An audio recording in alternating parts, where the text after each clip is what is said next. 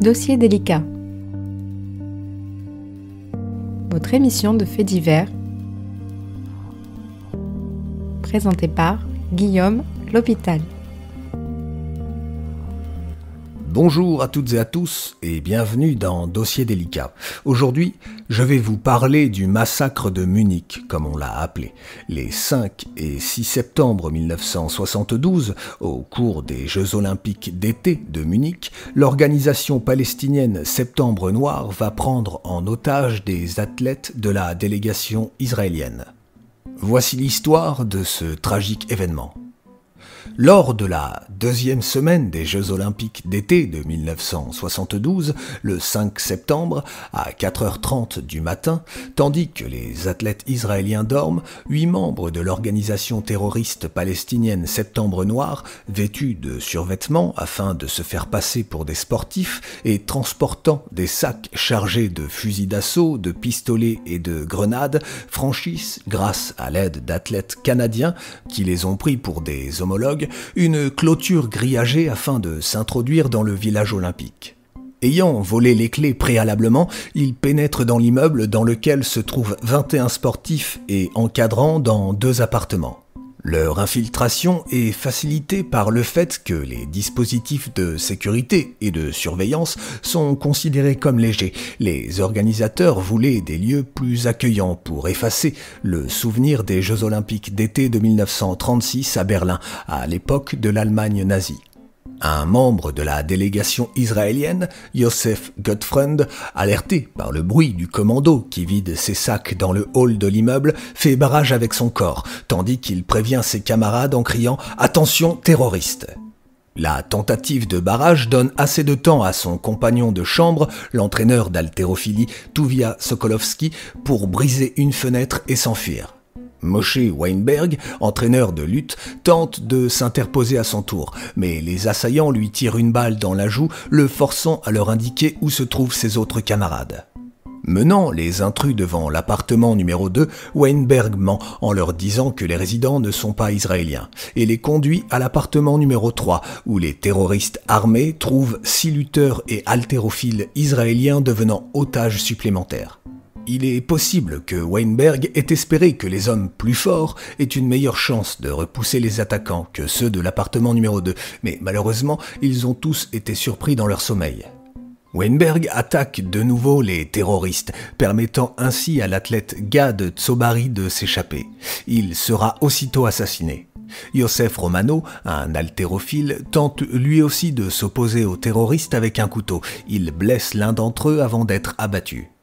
L'assaut des Palestiniens se solde par la prise en otage de 9 membres de la délégation israélienne. En plus de Yosef Gottfried, les autres otages sont l'entraîneur de tir sportif Kehat Shor, l'entraîneur d'athlétisme Amitzur Shapira, l'entraîneur d'escrime André Spitzer, l'entraîneur d'haltérophilie Yaakov Springer, les lutteurs Eliezer Alfin et Mark Slavin et les haltérophiles David Mark Berger et Ziv Friedman. Les autres membres de la délégation réussissent à fuir en sautant des balcons ou en se cachant dans l'immeuble. À 4h47, une femme de ménage alertée par les coups de feu prévient le poste de sécurité du village olympique qui envoie un garde non armé sur les lieux.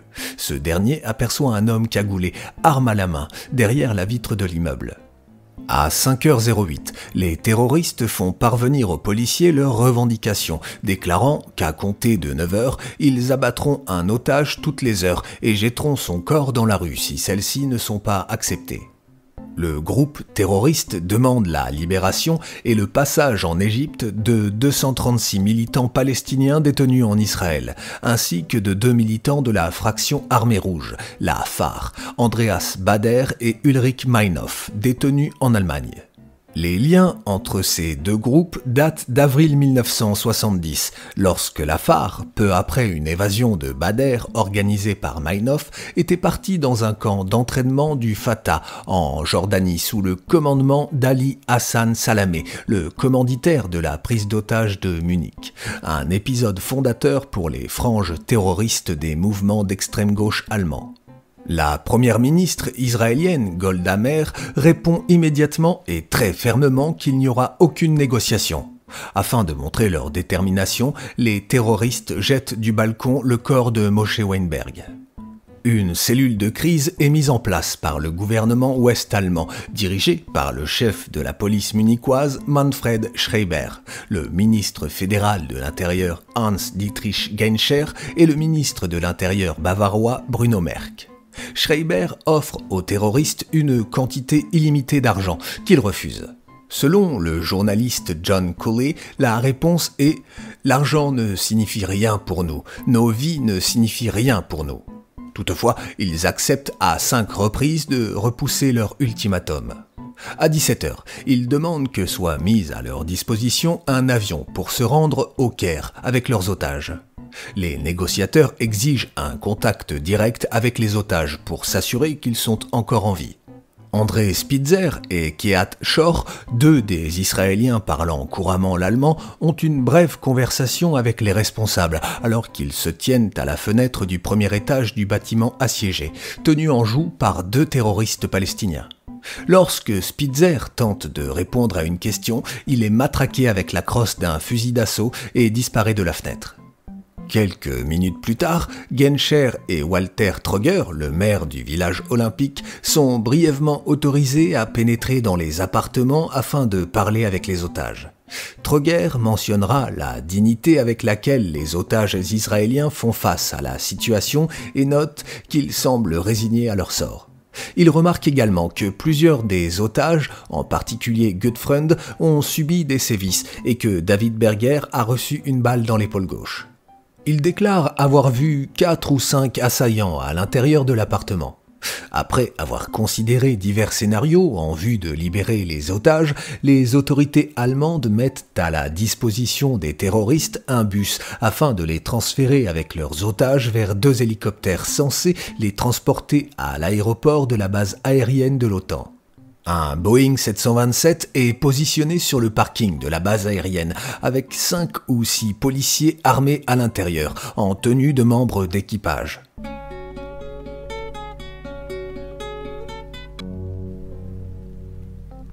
Le plan des Allemands est de maîtriser 2 des terroristes avant d'inspecter l'appareil, ce qui doit donner aux tireurs d'élite une chance de tuer ceux restés dans les hélicoptères, puisqu'on estime qu'ils ne sont que 2 ou 3. Toutefois, avec le transfert, la cellule de crise découvre que les terroristes sont au nombre de 8. À la dernière minute, alors que les hélicoptères sont sur le point d'atterrir, les policiers allemands, à bord de l'avion, votent pour l'abandon de leur mission sans consulter leur commandement central. Seuls les 5 tireurs d'élite restent en position afin d'essayer de neutraliser un groupe plus nombreux et plus lourdement armé qu'attendu. Les hélicoptères atterrissent peu après 22h30 et 6 terroristes en sortent. Pendant que 4 terroristes gardent les pilotes en respect avec leurs armes, 2 autres vont inspecter l'avion mis à leur disposition et le trouvent vide. Réalisant qu'ils sont tombés dans un piège, ils courent rapidement vers les hélicoptères aux alentours de 23h. Les autorités allemandes donnent l'ordre aux tireurs d'élite d'ouvrir le feu. Les 5 tireurs d'élite, recrutés en catastrophe dans des clubs de tir de la région, n'ont pas de contact radio entre eux et ne peuvent donc pas se coordonner. Ils ne sont pas équipés de gilets pare-balles et leurs fusils ne possèdent ni lunettes ni équipement de vision nocturne. Dans le chaos qui s'ensuit, 2 terroristes se tenant près de l'un des pilotes sont tués et un 3e est mortellement blessé alors qu'il s'enfuit. Les 3 qui restent détruisent un grand nombre de projecteurs. Un policier allemand se trouvant dans la tour de contrôle, Anton Fliegerbauer, est tué. Les pilotes de l'hélicoptère parviennent à s'enfuir, mais pas les otages qui sont attachés dans l'appareil. Il s'ensuit des échanges de coups de feu pendant près d'1h15, au cours desquels la police allemande demande tardivement l'assistance de véhicules blindés. Ces derniers, ne se trouvant pas sur place, ils mettent plus de 30 minutes pour parvenir à l'aéroport, car ils sont retardés sur leur chemin par de nombreuses voitures de curieux venus de l'agglomération de Munich. Les véhicules blindés arrivent finalement vers minuit et permettent de débloquer la situation. À minuit 4, le 6 septembre, l'un des terroristes saute du premier hélicoptère. Il se tourne et tire sur les otages, tuant Springer, Alfin et Friedman, et blessant Berger. Ensuite, il dégoupille une grenade et la jette dans la cabine de l'appareil où elle explose. Alors que le premier hélicoptère est en feu, les autres terroristes tirent sur les camions de pompiers pour les empêcher de s'approcher. Ils exécutent ensuite à bout portant les 5 autres otages, Gutfreund, Shore, Slavin, Spitzer et Shapira. 3 des terroristes couchés sur le ventre à proximité, dont 2 faisant le mort, sont capturés. 40 minutes plus tard, avec l'aide de chiens et de gaz lacrymogène, la police en retrouve un autre, essayant de se cacher. La tentative d'arrestation échoue et il est tué dans une fusillade. Les échanges de tirs prennent fin vers minuit 30, près de 3 heures après le début de la tentative de sauvetage menée par la police allemande. Selon un fonctionnaire allemand impliqué dans l'opération, celle-ci était vouée à l'échec dès le départ. Les Allemands n'expliqueront pas de façon satisfaisante pourquoi ils n'ont pas déployé 2 ou 3 tireurs d'élite pour chaque terroriste, ni l'équipement insuffisant des tireurs engagés dans l'opération. Le 5 septembre 1972, Golda Meir, la première ministre israélienne, appelle les autres pays à sauver nos citoyens et condamner les actes criminels innommables. L'événement est largement condamné à travers le monde. Le roi Hussein de Jordanie le qualifie de crime sauvage, crime contre la civilisation, perpétré par des esprits pervers. 3 jours plus tard, le 9 septembre, des avions de la force aérienne israélienne bombardent des bases de l'Organisation de libération de la Palestine, en Syrie et au Liban, faisant environ 200 victimes. Le 29 octobre, un avion allemand de la Lufthansa est détourné par des ravisseurs exigeant la libération des 3 membres de Septembre Noir retenus prisonniers en attente d'être jugés. Safadi et les frères Al-Gachez, les preneurs d'otages, sont en conséquence libérés par l'Allemagne. Certains observateurs soupçonnent le gouvernement allemand d'avoir libéré les terroristes pour se défaire de la lourde tâche d'avoir à les juger et de rendre des comptes sur sa gestion de la crise et des conséquences pour la délégation israélienne. Ces remises en liberté font tomber les dernières réticences israéliennes. Israël n'a de cesse alors d'éliminer les terroristes responsables du massacre. Le Mossad, le service secret israélien, arrivera à en tuer 2, le 3e ayant réussi à se cacher dans un pays africain.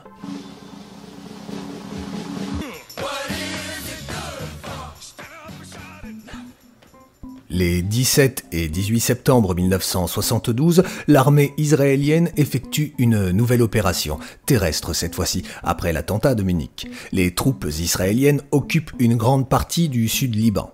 Cette opération, la plus importante depuis la guerre de 6 jours, fait une vingtaine de morts dans les rangs de l'armée libanaise qui oppose une sérieuse résistance. On compte 25 morts dans la population civile. Le 21 février de l'année suivante, en 1973, un raid aérien qualifié de préventif fait une 50aine de morts dans des camps palestiniens près de Tripoli, dans le nord du Liban. Selon ses dires, pour venger Munich, le Mossad, dans le cadre de l'opération Colère de Dieu, prend pour cible des responsables de l'OLP, certains des commanditaires présumés ainsi que les représentants de l'OLP en Italie. Ainsi, le mois suivant les attentats de Munich, le 16 octobre 1972, Adil Zoutir, faux conseiller à l'ambassade libyenne, est tué à Rome. En France, à Paris, le 8 décembre 1972, Mahmoud Hamchari est tué rue d'Alésia. Le 6 avril 1973, Basile Al-Koubaïzi est assassiné rue Chauveau-Lagarde et le 27 juin, Mohamed Boudia rue des Fossés Saint-Bernard. Au Liban, le 10 avril 1973, 3 Palestiniens sont tués. Et à Chypre, le 24 janvier 1973, Hussein al-Bashir est tué.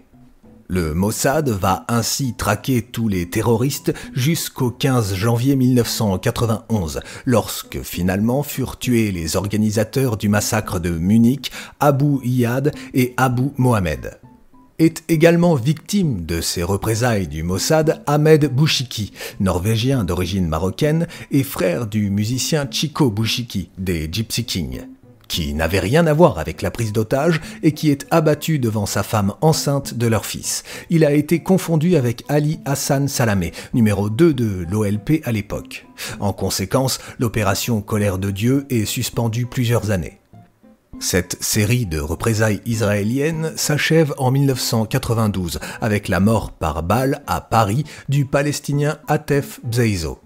Le jour même de l'attentat, le 6 septembre 1972, est organisée une cérémonie commémorative durant laquelle le président du Comité international olympique, Avery Brundage, soupçonné d'antisémitisme depuis les années 30, fait un discours saluant la force du mouvement olympique, sans mentionner les athlètes assassinés, et déclare que les Jeux doivent continuer. Les Jeux reprennent le lendemain. La plupart des 80 000 personnes présentes dans le stade olympique pour assister au match de foot opposant l'Allemagne de l'Ouest à la Hongrie se comportent comme si rien ne s'était passé la veille. Lorsqu'apparaît une banderole portant l'inscription « 17 morts, déjà oubliés », des agents de sécurité la saisissent et expulsent les spectateurs qui l'avaient déployée. En juin 2012, l'hebdomadaire allemand Der Spiegel, s'appuyant sur un rapport du service fédéral de renseignement, révèle que 2 militants néo-nazis, Will Paul et Wolfgang Abramowski, auraient aidé Septembre Noir dans les préparatifs de la prise d'otage des athlètes israéliens.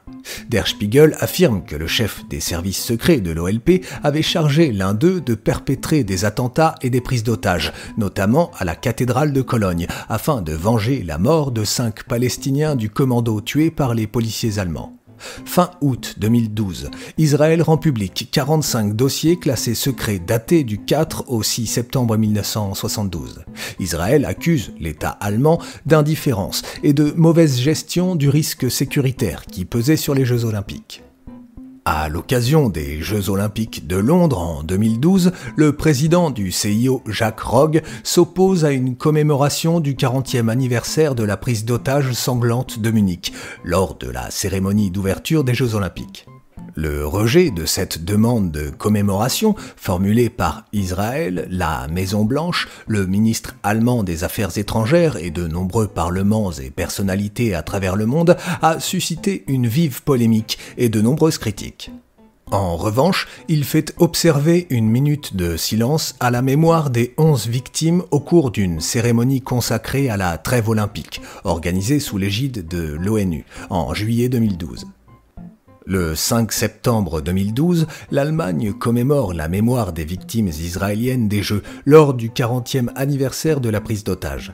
Sur les lieux du drame, près de 500 représentants du monde politique et sportif se réunissent, dont le ministre allemand de l'Intérieur, le vice-premier ministre israélien, des survivants de la délégation olympique israélienne de 1972, des proches des victimes, le maire du village olympique ainsi que plusieurs anciens sportifs médaillés. 2 jours avant le début des Jeux olympiques d'été de 2016 à Rio, lors d'une cérémonie dirigée par des responsables brésiliens et israéliens sur les lieux du deuil, le Comité international olympique honore les 11 Israéliens et l'Allemand tué à Munich. Un hommage est également rendu aux 2 victimes d'un attentat à la bombe aux Jeux olympiques d'Atlanta de 1996 et au lugeur géorgien Nodar Koumaritashvili, mort dans un accident aux Jeux olympiques d'hiver de 2010 à Vancouver. 45 ans après les faits, un mémorial constitué d'une zone d'exposition couvrant environ 500 mètres carrés, situé sous un terrain engazonné entouré de tilleuls, est inauguré lors d'une cérémonie au Parc olympique de Munich, en présence notamment de familles des victimes, du président d'Israël, du président allemand, du ministre-président de Bavière et du président du CIO en septembre 2017. Aux Jeux olympiques d'été en 2020, une minute de silence est observée lors de la cérémonie d'ouverture. Je me suis servi de l'outil Internet pour concevoir cette chronique. J'espère qu'elle vous aura plu. Je vous souhaite une très belle semaine et je vous dis à lundi prochain.